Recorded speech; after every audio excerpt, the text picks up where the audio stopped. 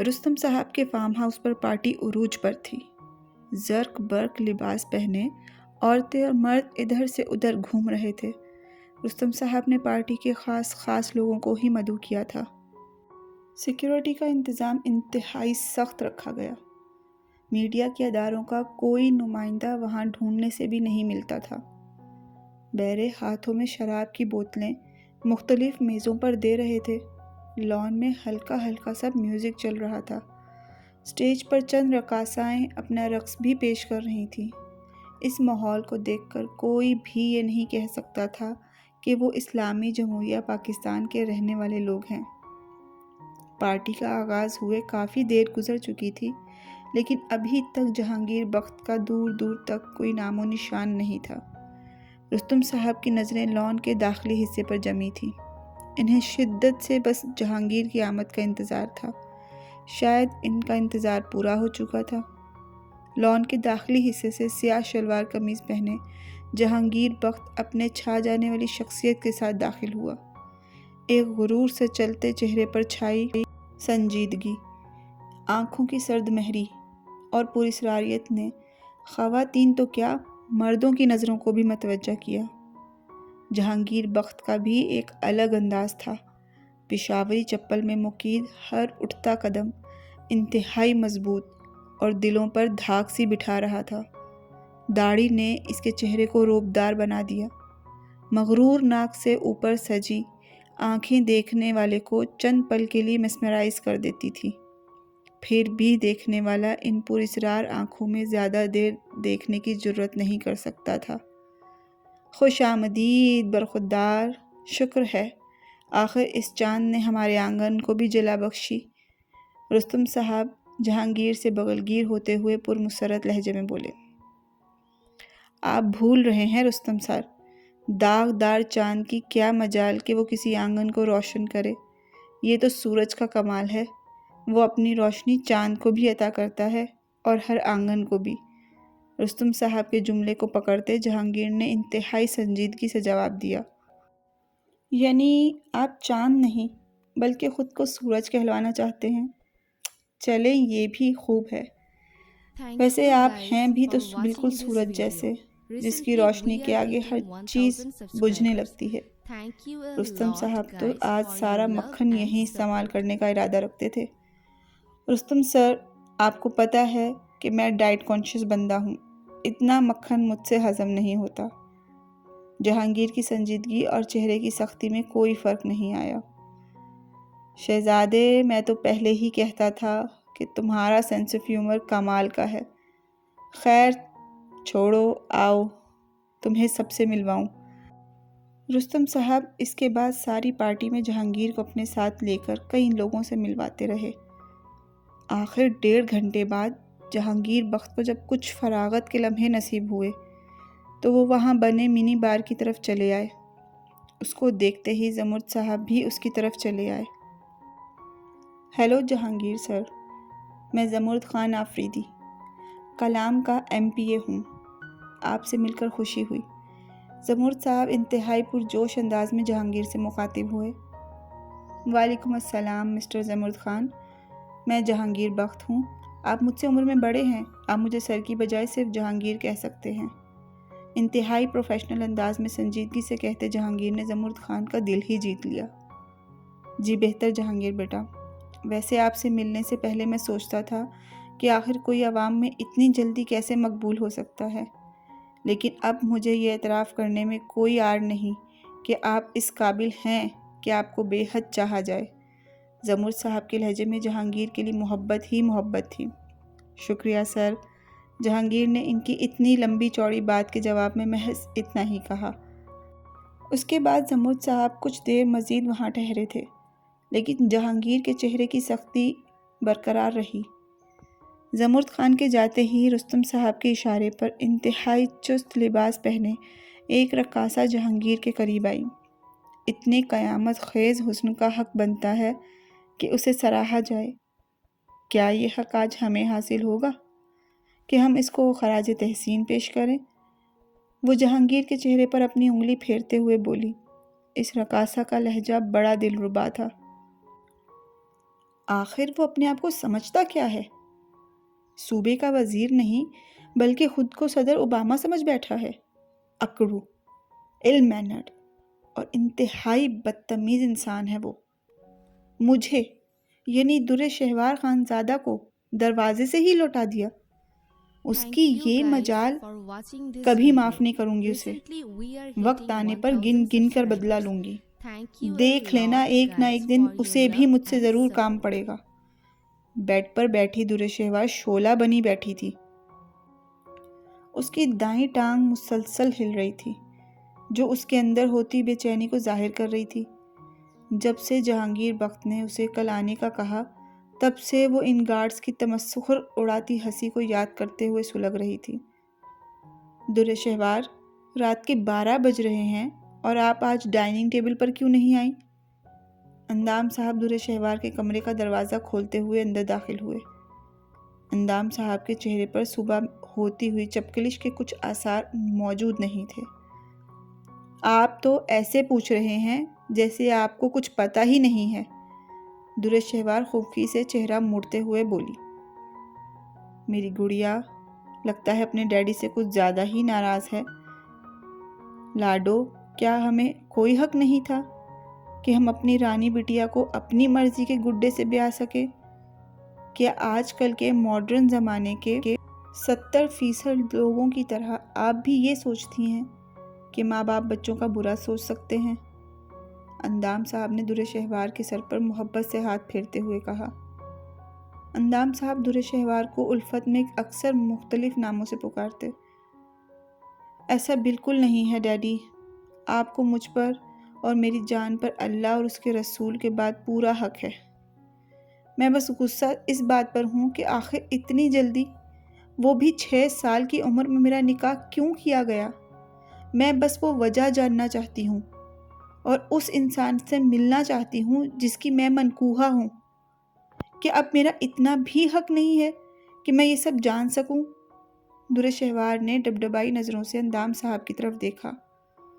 آج دن میں وہ یہ دوسرا موقع تھا جب اندام صاحب کی شریر، زندہ دل اور ہسمکھ بیٹی کی آنکھوں میں آنسو آئے تھے۔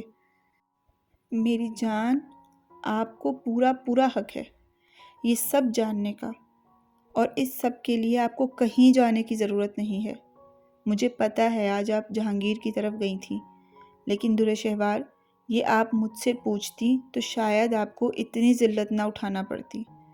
اندام صاحب در شہوار کی آنکھوں پر بوسہ دیتے ہوئے بولے، پھر چند لمحے کے توقف کے بعد گہری سانس لے کر بولے، جہانگیر کے والد عبدال اور میں بہت اچھے دوست تھے۔ عبدال ہمارے ہی گاؤں کا رہنے والا لڑکا تھا۔ وہ حیثیت میں ہم سے کم ضرور تھا، لیکن عقل، ذہانت اور خوبصورتی میں سب سے زیادہ نمایاں تھا۔ ہم دونوں ایک ہی جماعت میں ہوا کرتے تھے، لیکن اپنی ذہانت کی وجہ سے عبدال ہر چیز میں آگے رہتا اور مجھے اپنے دوست کو آگے دیکھ کر بہت خوشی ہوتی۔ ہم لوگ 2 جسم اور ایک جان ہوا کرتے تھے، پر ادا جان کو یہ سب پسند نہیں تھا۔ انہیں ایک غریب گھرانے کے لڑکے کا اپنے بیٹے سے آگے بڑھ جانا پسند نہیں آیا، اس لیے انہوں نے مجھے اس سے بہتر ظاہر کرنے کے لیے انٹرمیڈیٹ کے بعد باہر سے پرائیویٹ ڈاکٹریٹ کی ڈگری لینے پر بھیج دیا، جبکہ عبدال، جس کا نام میرٹ میں بھی آ گیا تھا اور اس کی اسکالرشپ بھی لگ گیا تھا، وہ اپنے غریب اور اکیلی ماں کو چھوڑ کر باہر جانے پر آمادہ نہیں تھا۔ اس لیے اس نے اپنی آگے کی پڑھائی چھوڑ دی اور گاؤں میں ہی کام کرنے لگ گیا۔ وقت پڑ لگا کر اڑنے لگا۔ فاصلے بڑھنے سے ہمارے درمیان محبت کم نہیں ہوئی، لیکن رابطہ نہ ہونے کے برابر ضرور ہو گیا۔ 5 سال بعد جب میں ڈگری لے کر آیا تو ادا جان نے فوراً ہی میرا اپنی بھانجی کے ساتھ رشتہ طے کر دیا، یعنی تمہاری ماں سے شادی کی جلدی مچا دی۔ یوں تیاریوں میں مگن میرے دماغ سے عبدال کا خیال ایک بار پھر سے مٹ گیا۔ شادی کے بعد خیال آیا تو میں نے اسے بہت ڈھونڈا، لیکن ادا جان کے ذریعے مجھے علم ہوا کہ بہت عرصہ پہلے اس کی والدہ کا انتقال ہو گیا، جس کے بعد عبدال شہر چلا گیا۔ اس کے بعد کسی کو اس کی خبر نہ ہوئی۔ یہ خبر سنتے ہی میں شہر آنا چاہتا تھا، لیکن صنوبر کی پیدائش ہونے والی تھی، اس لیے آ نہ سکا۔ کچھ عرصہ مزید وقت گزارا، صنوبر کے بعد وردہ اور در خانی بھی 2 سال 1.5 سال کے وقفے سے دنیا میں آ گئیں۔ میں نے اس سارے عرصے میں مسلسل اپنے آدمی ابدال کو ڈھونڈنے کے لیے لگا رکھے تھے، لیکن وہ تو یوں غائب ہوا جیسے زمین نگل گئی ہو۔ پھر تمہاری پیدائش کے بعد ایک روز میرا اسلام آباد سے گزر ہوا تو ایک کنسٹرکشن ایریا کے قریب سے گزرتے بہت سالوں بعد میری نظر اپنے دوست پر پڑی۔ خوشی سے پاگل ہوتے میں اس کی طرف دوڑا۔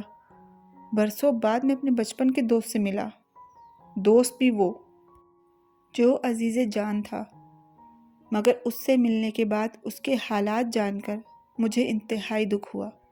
ابدال کی شادی اس کی ماں اپنی زندگی میں کروا گئی تھی۔ ابدال کی بیوی انتہائی ترش زبان عورت تھی جو غربت میں گزارا نہیں کر سکی۔ وہ ابدال کو غریبی کے طعنے دیتی۔ ابدال سارا دن باہر سے کما کر تھکا ہارا گھر آتا تو وہ اس سے تھوڑے پیسے لانے پر لڑتی۔ ابدال سخت محنت کے باعث بیمار رہنے لگا، لیکن اس عورت کو کوئی پرواہ نہیں تھی۔ ان کا صرف ایک بیٹا جہانگیر تھا جو اپنے ماں باپ کی چپکلش کے بدولت بہت خاموش سا رہتا۔ 10 سال کا وہ بچہ بہت حساس تھا۔ ساری بات بتاتے اندام صاحب نے ایک گہرا سانس لیا۔ جانتی ہو، جب میں نے پہلی بار جہانگیر کو دیکھا تو وہ آنکھوں میں ڈھیر سارے آنسو لیے گھر کے باہر سخت سردی میں بیٹھا تھا اور اندر اس کی ماں کے لڑنے کی آوازیں آ رہی تھیں۔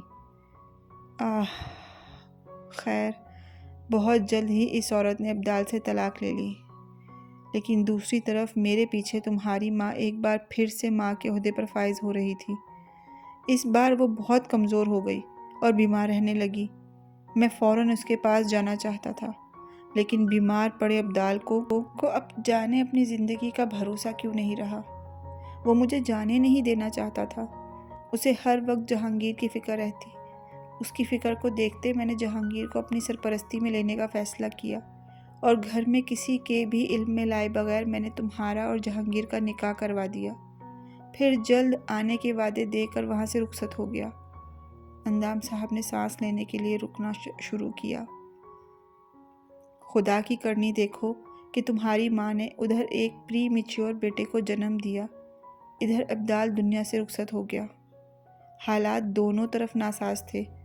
حویلی کا پہلا وارث دنیا میں آیا، لیکن وہ بیمار تھا، اور دوسری طرف جہانگیر وہاں اکیلا تھا۔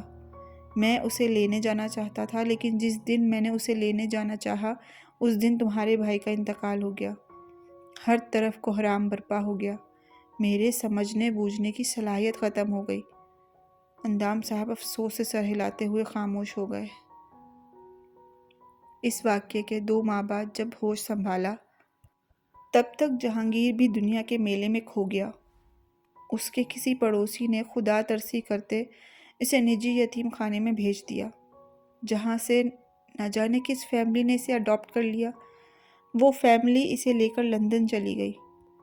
میں نے اسے بہت ڈھونڈنا چاہا، لیکن مجھے جو اس کے فوسٹر پیرنٹس کے نمبر ملے اس کے ذریعے بھی ان سے رابطہ نہ ہو سکا۔ مجھے تمہارا مستقبل اندھیرے میں دکھائی دینے لگا۔ میں بہت پریشان ہو گیا۔ ایک دن ادا جان کے پوچھنے پر میں نے انہیں سب بتا دیا۔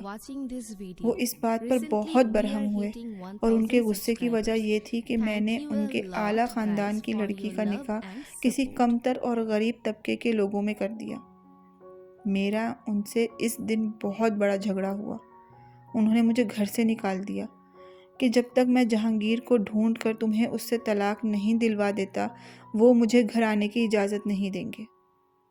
اندام صاحب کی آنکھیں نم ہو گئیں تو در شہوار نے اندام صاحب کا ہاتھ تسلی دینے کے لیے تھاما۔ وقت کی ستم ظریفی کہ میں جہانگیر کو ڈھونڈ نہ سکا۔ پھر میں نے شہر میں ملازمت شروع کر دی۔ جلد ہی اپنی محنت کے بلبوتے پر میں نے ہاسپٹل میں ایک جگہ بنا لی۔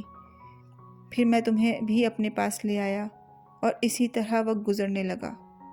زندگی کی گاڑی ایک بار پھر چلنے لگی۔ جب تم 18 سال کی ہوئی اس وقت مجھے ایک فون کال آئی جو جہانگیر نے خود کی۔ وہ برسوں بعد پاکستان آیا اور وہ مجھ سے سخت نالاں نظر آیا۔ وہ بچپن کے جہانگیر سے بالکل مختلف اور سرد تاثرات لیے ہوئے تھا۔